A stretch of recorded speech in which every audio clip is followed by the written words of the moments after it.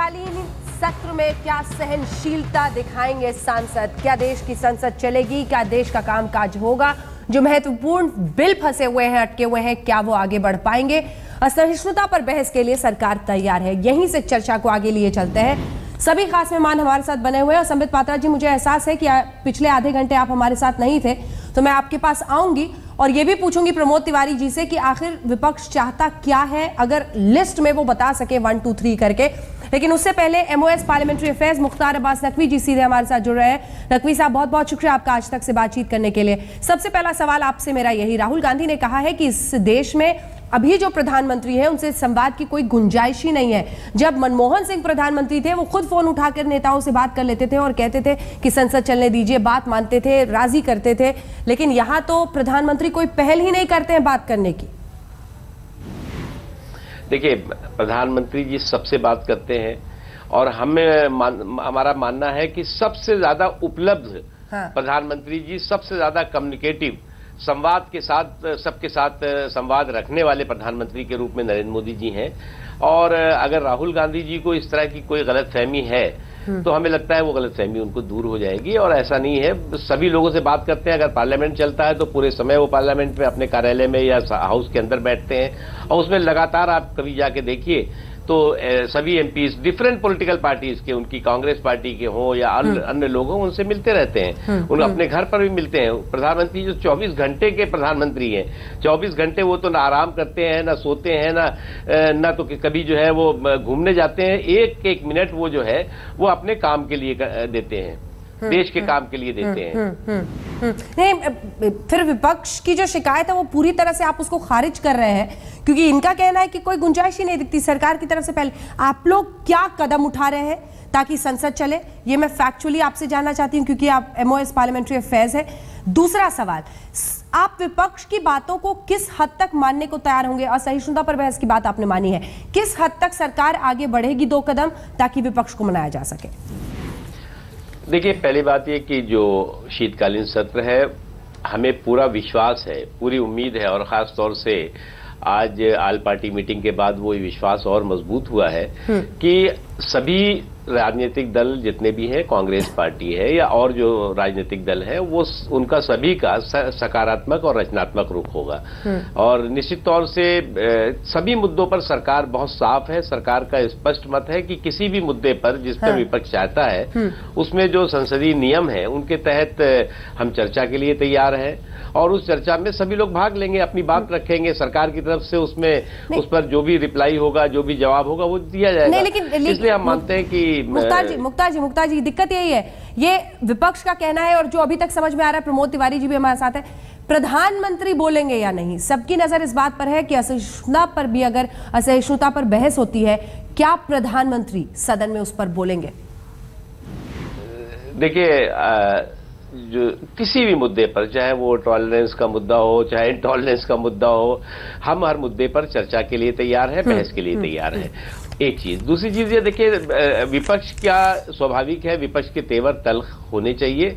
विपक्ष के तेवर तल्ख हो, इस पर हमें कोई एतराज नहीं, लेकिन क्लेवर जो है वो कंस्ट्रक्टिव हो, ये हमारी अपेक्षा है और उम्मीद है कि ये तेवर तल्ख होने के बावजूद भी क्लेवर कंस्ट्रक्टिव होगा इस सत्र में।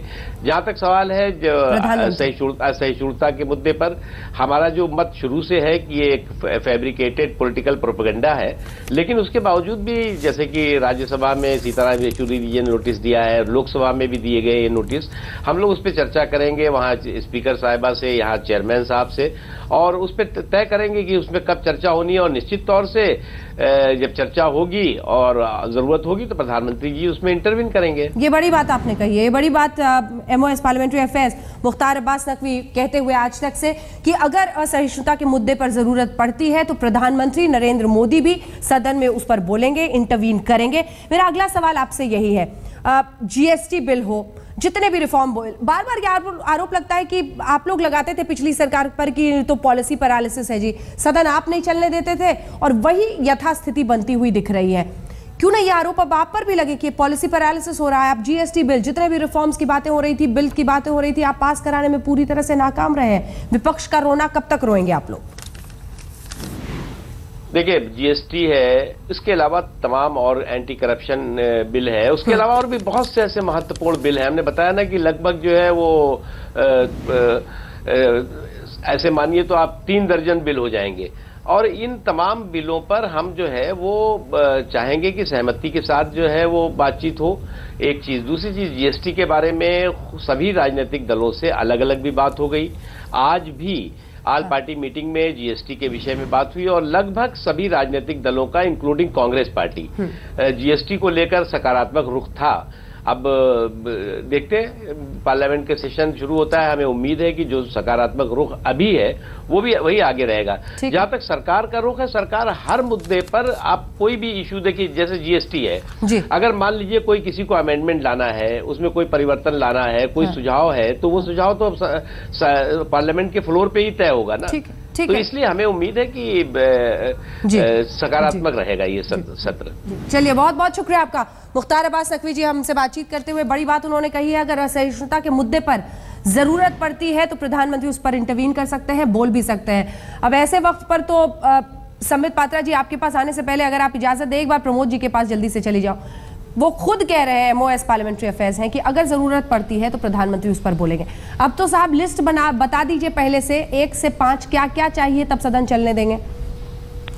अंजना जी, बहुत स्पेसिफिक सवाल आपने पूछा, क्या प्रधानमंत्री जी बोलेंगे।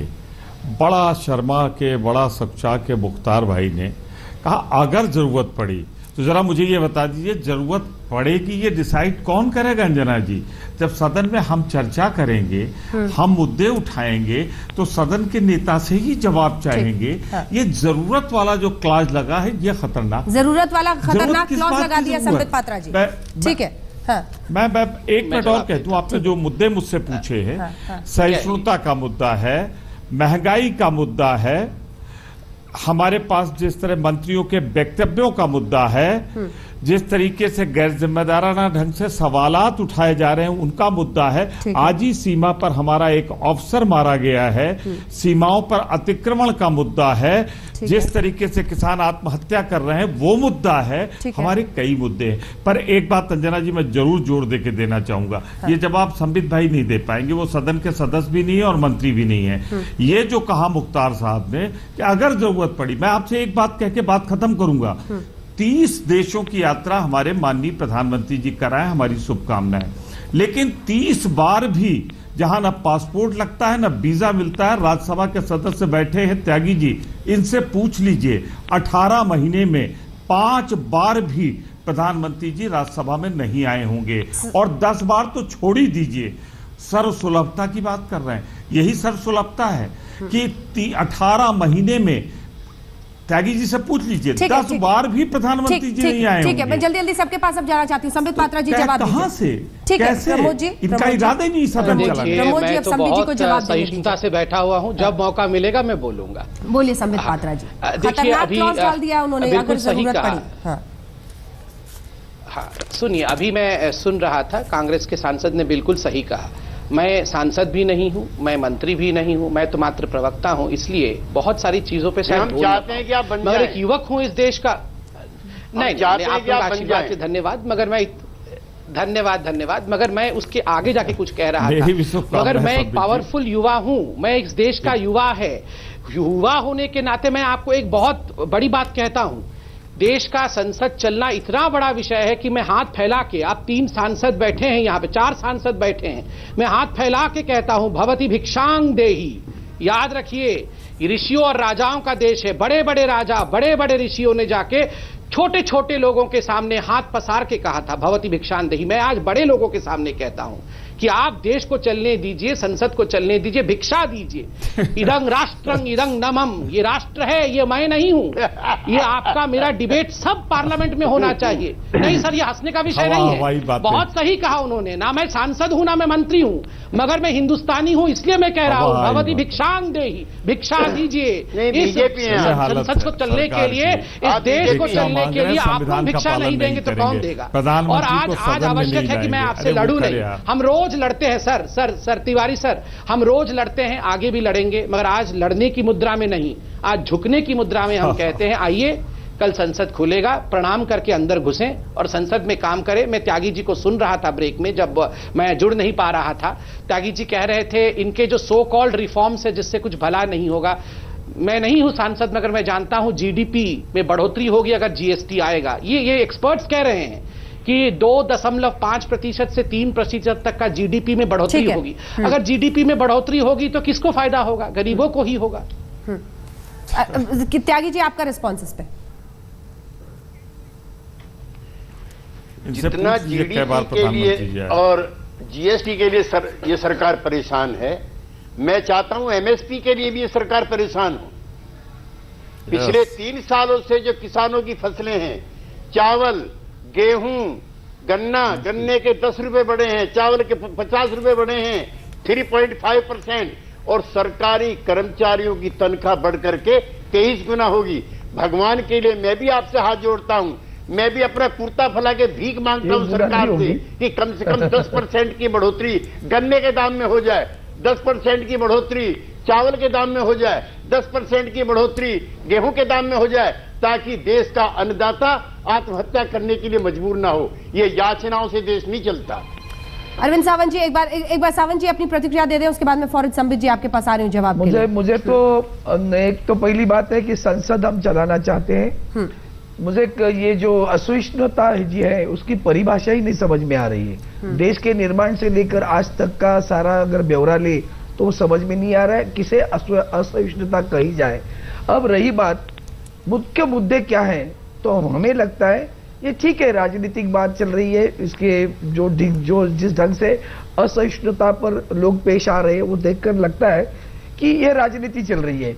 लेकिन सही मायने में अगर पूछो तो क्या चाहते हैं हम, तो किसानों की जो त्यागी साहब ने अभी जो बात की, हमारे महाराष्ट्र में तो किसान आत्महत्या कर रहे, इतनी आत्महत्या अकाल पड़ा है, उसके ऊपर तुअर की दाल 200 रुपए किलो हो गई है। जी। उसके ऊपर कुछ होना चाहिए। हाँ। सरकार के निर्णय जनता अभिमुख हो, इसलिए हम इसमें बहस करना चाहते हैं। हाँ। निर्णय हो और जाकर आगे चलकर सामान्य जो जनता है हाँ। उसे मदद हो, ये हमारा काम रहेगा। मिनिमम सेलिंग प्राइस में इजाफा हो, किसानों को फायदा हो। किसानों की आत्महत्या की खबर आज भी आई है। संबित पात्रा जी, कंक्लूडिंग रिमार्क 2 लाइन में आपसे, 2 लाइन में संबित पात्रा जी। 2 लाइन में बिल्कुल सही कहा। देखिए सभी ने कुछ विषय रखे हैं कि ये डिमांड से हमारे। त्यागी जी ने याचना की, याचना नहीं, आप पार्लियामेंट में हमारा यातना करिए, मगर पार्लियामेंट में करिए। याचना क्यों? आपका तो अधिकार है, आप हमारा टॉर्चर कर सकते हैं। पार्लियामेंट में ऐसा डिबेट करिए कि हम यातनित हो जाए, यातना में फेस करें, टॉर्चर फेस करें, आपका अधिकार है। और दूसरी बात जल्दी से, टेररिज्म पूरे विश्व में फैला हुआ है। आप सब इकट्ठे होकर नेशनल सिक्योरिटी पे डिस्कशन करिए। पार्लियामेंट को 1 सेकंड बंद होने मत दीजिए, क्योंकि नेशनल सिक्योरिटी से बड़ा कोई मुद्दा आज के डेट में नहीं है। ठीक है, आप सभी का बहुत बहुत शुक्रिया हमारे साथ इस चर्चा में शामिल होने के लिए। वक्त हमें इतनी की इजाजत देता है, लेकिन इतना जरूर है कि देश, लोकतंत्र उसी संसद से चलना है, और संसद चलनी चाहिए, वहां पर बहस होनी चाहिए। बेनकाब कीजिए अगर सरकार कमजोर पड़ती दिखाई दे रही है, लेकिन कम से कम जो महत्वपूर्ण बिल है उसको पास कराने के लिए कोशिश जरूर होनी चाहिए। एक ब्रेक के लिए हम रुक रहे हैं, फौरन लौटते हैं। आपकी राय ब्रेक के बाद।